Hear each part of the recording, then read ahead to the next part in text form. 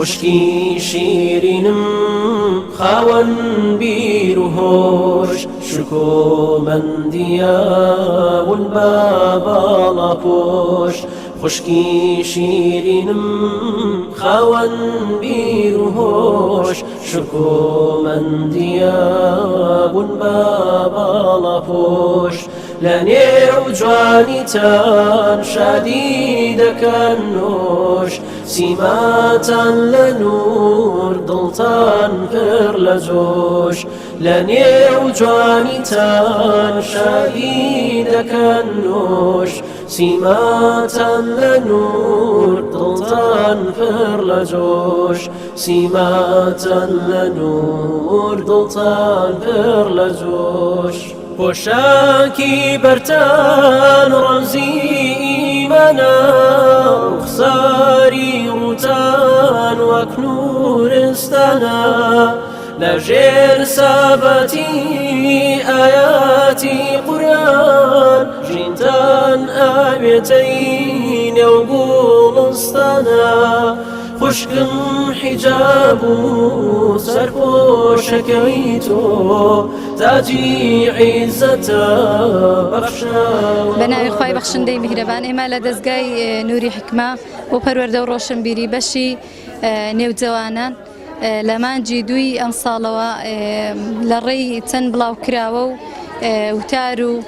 سمینار لەسەر باڵاپۆشی پرۆژەیەکمان ڕاگەیاند بۆ بەرەو باڵاپۆشی کچان. الحەمدوللا جوابدانەوەی زۆر باشی هەبوو کە تێیدا 65 کچی بڕیاری باڵاپۆشیاندا. بسم الله الرحمن الرحیم. سەرەتا دەستخۆشیتان لێ دەکەم بۆ ئامادەبوونتان لەو ئاهەنگە قشتە.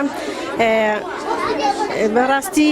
لە زەمەنی ئێستادا ئەو پرۆژانە زۆر گرنگن کە گەنجان باڵاپۆش بکرێن هەم بدرێن لەوەی کە باڵاپۆش بن چکە بە خۆمان دەزانین لەو سەردەمەدا هەموو ڕاگەیاندنەکان لە دوو ئەوەنە کە گەنجان بەلاڕێدا ببن و لە ڕێی تەکنەلۆژیا و مۆبایل و شتانە لاڕێیان بکەن. الحەمدوللا لە دەڤەری سۆرانیش ئەو کۆمەڵە کچە باڵاپۆشە بڕیاری باڵاپۆشیاندا. الحەمدوللا باڵاپۆشی شتێکی زەرورە لە بۆ ئافرەتان بەتایبەت لە ئەو گەنجانە خاستن لەو دەڤەرە چونکە ئینسان ئەگەر باڵاپۆش بوو ڕەوشتی جوان دەبیتن ئاکاری جوان دەبیتن زیاتر دیار دەبی لە ناو کۆمەلگە و هیوادارین ئەو باڵاپۆشانەش ببنە قدوەیەک لە ناو کۆمەلگەی خۆیان لە هەر شوێنێک بن ئەگەر لە ماڵێ بن لە قوتابخانە بن لە دائیرەکان بن لە هەر شوێنێک بن ببنە قدوەیەک لە بۆ دەوروبەرەکەیان لە بۆ هاوڕێکانیان کە بەکردەوەکانیان تەنها هەر ڕەفتەکە نەبی تەنها هەر باڵاپۆشیەکە نەبیتن لە ڕەوشتیان ڕەنگ بداتەوە لەوەی کە کۆمەلگەکەمان زیاتر ڕوو لە باڵاپۆشی بکات و بە ئاگا بێتەوە لەو فتنە و فەسادێکە لەو سەردەمەدا بڵاوە. ئاوێنەی گوڵزاری پاکی وراتان بەرز و ڕەوشتان خاکی لەگەڵ شنەبای ڕازی ژیانە ویقار و حیشمەت لە خۆتان جوانە ویقار و حیشمەت لە خۆتان جوانە. خوشکم حیجاب و سەرپۆشی سەرت خۆشبەختی ژینە بۆ ڕێی مەحشەرت هەیبەت و قەدرە پۆشاکی بەرت شادی هێنەرە سایە و سێبەرت شانازی بکە کە باڵاپۆشی لە هەردوو دنیا شاد و دڵخۆشی فەرمانی خۆیان خوشی شیرین. سەرتا بەناوی خوای گەورە میرەبان زۆر سپاسی مامۆستاکانم ئەەکەم کە هەندەرم بن بۆ ئەوەی ئەم بڕیارە بدەم ببم بە باڵاپۆش. ئینشاءڵڵا دوور ئەبین لە هەموو زیانێک و خوای گەورە بمان پارێزی و ئینشاءڵڵا بەردەوامیش ئەبین لەسەر ئەوەی کە ئەم لەسکەمان دانەنین. سەرەتا ئەمن زۆر دڵم نەسوسپا بوو کە برێم ئەمش ئەبم بە باڵاپۆش هەتاوەکو ئاخیر زار کە لە ناو لە خەری بووم نێژی عەسرم ئەکرد مامۆستاکان هاتنە ژوورەوە گوتیان ئێستاش پێمان خۆشە کە قوتابی بڕیاری بدات ببیت بە باڵاپۆش ببیت بە باڵاپۆش ئەمنیش ئیدیکە نوێژم تەواو کە ڕاست دڵم ئاسوودە بوو گوتم ئەی نەمنیش لە هەوڕەوە ئەبم بە باڵاپۆش ئینشاءالله ئەم دەستکەی دانانێن و طبعاً ئەم باڵاپۆشیشم سپرایز بوو لە دایک و باوکم سپرایزێک بوو لە دایک و باوکم داکا خۆم دێک کە هات بوو ئەوەی ئەو پرۆژەی بدی باوشم پێدا کرد و گوتی کچم ئەو جلکانە چنە لەبەریتت گوتی کچم ئەو جلکانە چنە لەبەریت ئەمش گوتم دایانجان ئەوەش سپرایزێک بوو لە تو کە ئەمیش بووم بە باڵاپۆش مامۆزیشم لەکنی بوو گوتی ئەوە سپرایز بوو تەوان دلی زۆر خۆش بوو ئینشاءالله هەر بەرداوام ئەبم لەسەری جارێ باویشم نزانێ ئینشاءالله ئەگەر چوومە مارەی بەوەی شەرێ سەرتا سەلام عەلەیکوم وە خۆشحاڵم کە بخۆم بە خۆشحاڵ دەدام کە بە ینی بەژاریم لە پرۆژەیە کردووە و زۆر خوای گەورە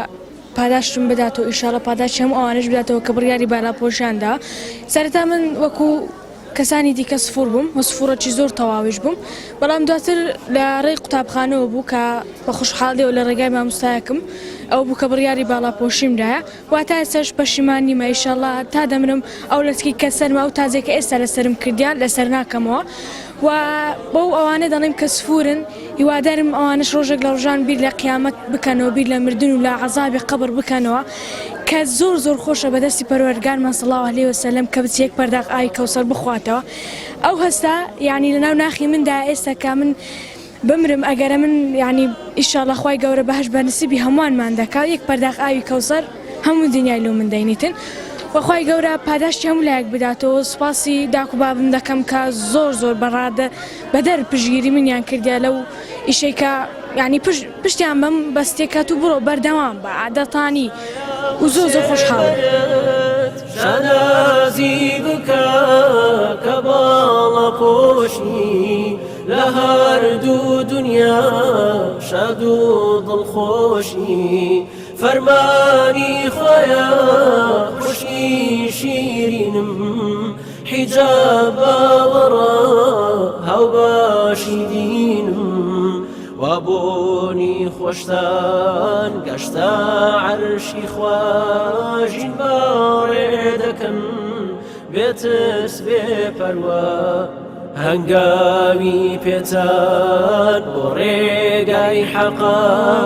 لێتان دەبارێت نەمنمای تەقوا لێتان دەبارێت نەمنمای تەقوا لێتان دەبارێت نەمنمای تەقوا سەرەتا بە ناوی خودای گەورە و میهرەبان دەست پێ دەکەم زۆر سوپاسی مامۆستاکان و هاوڕەکان دایک و باوکم دەکەم کە پاڵپشتم بوون بۆ باڵاپۆشی ئینشاءالله قەتیش لە بڕیارەکەم پەشیمان نابمەوە زۆر سوپاسی ئەو مامۆستایانە ئەەکەم کە تاوەکو ئێستا لەگەڵ ئێمە بوون و دڵی ئێمەیان نەرم کرد ببین بە باڵاپۆش زۆر سوپاسیان ئەەکەم و تا ڕۆژی دوایی سوپاسیان ئەەکەم و تا ڕۆژی دوایی مەمنونیان ئەبم چونکە ئەم باڵا ئەو جلکانێک کە لەبەرمە زۆر محتاحم دەکات و زۆر دڵخۆشم کە ئێستا بووم بە باڵاپۆش والله باڵاپۆشی چونکە حەزم دەکرد ببم بە باڵاپۆش و دڵی منیان نەرم کرد کە ببم بە باڵاپۆش بڕیاری باڵاپۆشیمدا بە سوپاس هەموو مامۆستاکان دەکەم بەڵێ ئێوە ئەگەر ئێمە سیر بکەین کەسانی حیجاب زۆر جیاواز لەگەڵ کەسانی سفور لەوانەیە لە ڕۆژانە زیاتر تووشی تەحلیق ببنەوە بەڵام حیجاب کەسێکە کە ئەو کەسانی کە تەحلیق دەدەنەوە غیرەتیان قبوڵ ناکات کە قسەیەکی وا بکەن و خوای گەورە فەرمانی کردو ئێمە ببن بە حیجاب و ئەگەر ئێمە نەبین دەچین بۆ دەزەق. السلام عليكم ورحمة الله وبركاته. أمرك بڕیاری باڵاپۆشیدا ئاهەنگێکی زۆر خۆش سازکرا ببوونەی بوون بە باڵاپۆش و هەروەها هەندانی قوتابیان بەرەو باڵاپۆشی سەرەتا زۆر دوودڵ بووم بۆ ئەم باڵاپۆشیە و هەر پرسیارم دەکرد ئایا بم باڵاپۆشیان نا بەڵام دواتر هەندانی دەوروبەر وای کرد کە زیاتر هەوڵ بدەم بۆ ئەم باڵاپۆشیە و هەروەها ڕزامەندی خوای گەورە بەدەست بێنم بۆ ئەم باڵاپۆشیە هەندانی دەوروبەر و هەروەها زۆر بیرکردنەوەم بۆ ڕۆژ قیامەت و هەندانی مامۆستاکان بە تایبەت زۆر سوپاسی مامۆستاکانم دەدەن کە زۆر هاوکاریان کردم ببم بە باڵاپۆش و هەروەها هیوادارم بەردەوام بم لەسەری داواکارم لە خودا بەردەوامم بکات و هەروەها